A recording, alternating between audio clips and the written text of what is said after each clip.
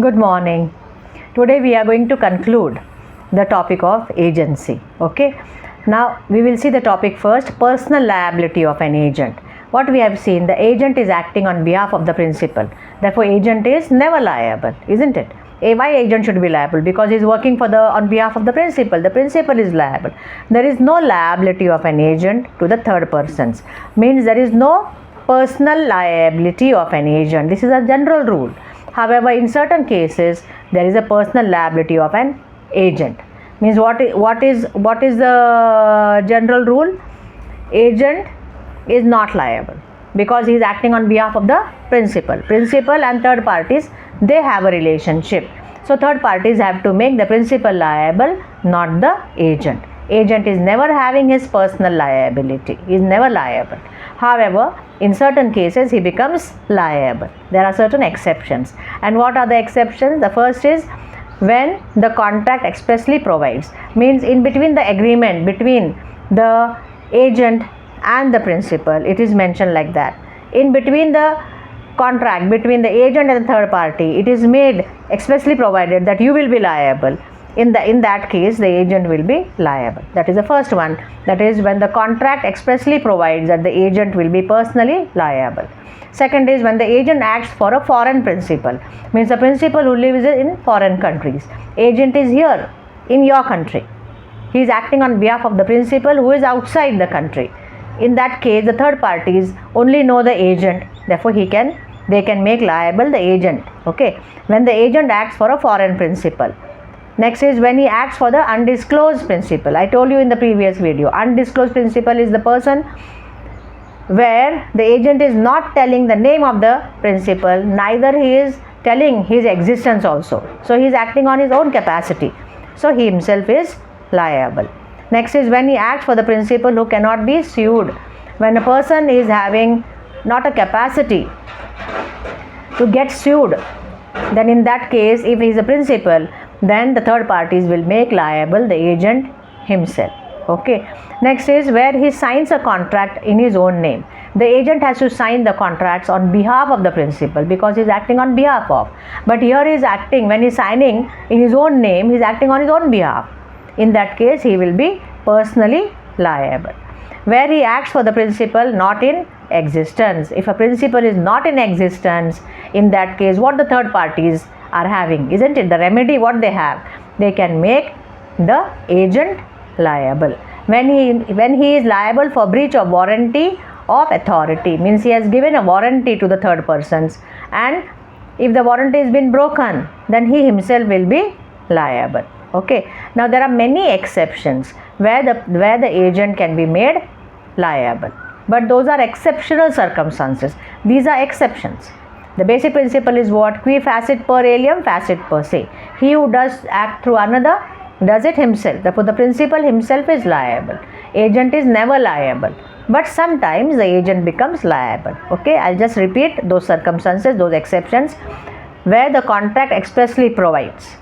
When the agent acts on behalf of the principal who is a foreign principal. Third is when he acts for an undisclosed principal. Fourth is when he acts for a principal who cannot be sued. Next is where he signs a contract in his own name.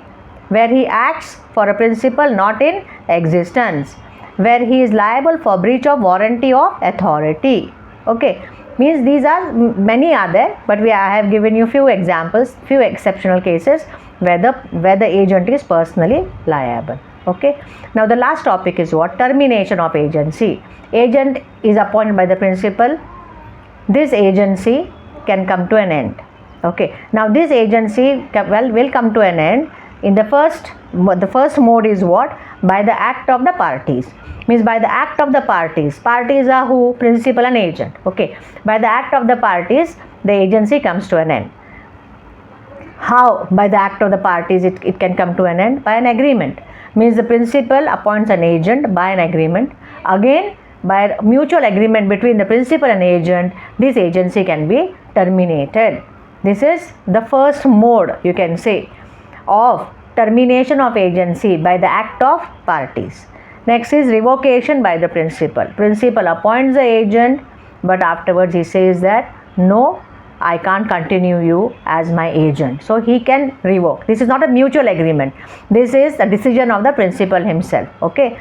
So revocation of principal by the principal.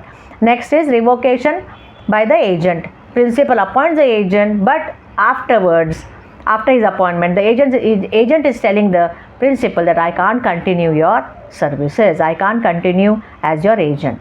So by act of parties, agency can be terminated in three ways. One is agreement, that is mutual agreement of principal and agent. The agency can come to an end. Second is revocation by the principal, and the third is revocation by agent. Okay. Now the second mode is what? By operation of law. Means here law is telling that whatever your agency which has been created by an agreement, this agency is terminated. Law has told certain, like you can say certain circumstances where agency terminates. That is called as by operation of law. The first is what? Expiry of time. If agency has been created for few days, few hours, and the time expires, or you can say for few years also, like 1 year, 2 years, the agent has been appointed. Those years, those time lapses, those time comes to an end, the agency also comes to an end. Okay, this is first, expiry of time. Second is enforcement of the contract. Means the term has been fulfilled. I appointed an agent, an estate agent, to sell my house, and the estate agent brought a customer. The transaction was completed, the house was sold, so the agency comes to an end. Okay, so by enforcement of the contract, by expiry of time. Third is death and insanity. Death and insanity of either the principal or agent. If the agent dies or if the agent becomes insolvent, agency terminates. Similarly, if the principal dies or the principal becomes insolvent, the agency terminates. Okay. Next is destruction of the subject matter. For the particular subject matter, agent is been appointed and that subject matter is completely destroyed. Okay, agency will come to an end. I appointed an agent who is going to make an insurance of my house. Okay, means he is going to create a legal relationship between me and that insurance company, and he was going to come and he was going to do the survey and all of my house. But before that, earthquake takes place and my house is completely demolished. Agency is terminated because the subject matter is already destroyed. Okay, destruction of the subject matter. Next is principal becoming an alien enemy. If a principal becomes an alien enemy, the basic principle of contract is you can't keep the relationship between alien enemy. It will be like against public policy. So agency comes to an end if a principal becomes an alien enemy. Okay. Next is dissolution of a company. See what we have seen, death of a principal and all, then the agency comes to an end. Here you take an example of a company. If the company gets dissolved, its existence has come to an end. So the director's agency or any other agent also, that comes to an end, dissolution of a company. And next is when, that is termination of sub-agent's authority. Like when agent's authority terminates, the sub-agent's authority also terminates because the sub-agent is appointed by the agent. Okay. Now these are the circumstances in which termination of agency takes place. I'll repeat. First was like by act of the parties. By act of parties means by agreement. 3 points are there. Agreement of principal and agent, revocation by the principal, revocation by the agent. By the 3 modes, by the act of parties, the agency terminates. Okay. The second is by operation of law. Law also tells certain circumstances where agency can be terminated, that is enforcement of contract, expiry of time, death or insanity of principal or agent, insolvency of principal and agent, destruction of subject matter. 6 is principal becoming an alien enemy, dissolution of a company, and the last is if the agent's authority gets terminated, sub-agent's authority also gets terminated. Okay, here we complete termination of agency. However, when I told you about revocation by the principal or revocation of an agent, I told you principal can revoke the agency. Agency is revocable. Agent can be removed, isn't it? Agency can be revoked. But there are certain circumstances where agency is irrevocable. When the agency is irrevocable means here the principal cannot stop the services of the agent. When that is called as irrevocable agency, means when agency cannot be terminated or it cannot be put to an end.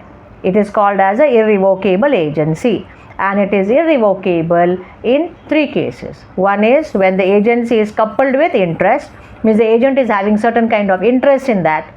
The agency will not terminate unless his interest is fulfilled. Okay, that is first. Second is where the agent has incurred certain personal liability. If agent has incurred personal liability, then he should be first indemnified. Then only the agency can come to an end. And the third is where the agent has partly exercised the authority. Principal appoints the agent for doing the work, and the agent starts the work being done. He exercises his authority. Partly he has exercised. Now the principal cannot stop him. The agency cannot terminate because he has done the work. Okay, done the work means partly at least he has done the work. So he cannot terminate the agency. I'll repeat. Agency is generally revocable. However, in certain cases it is irrevocable.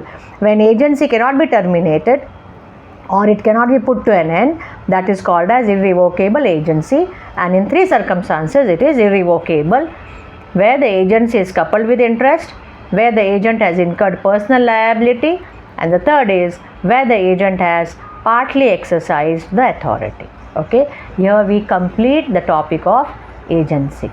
Okay, bye bye, see you.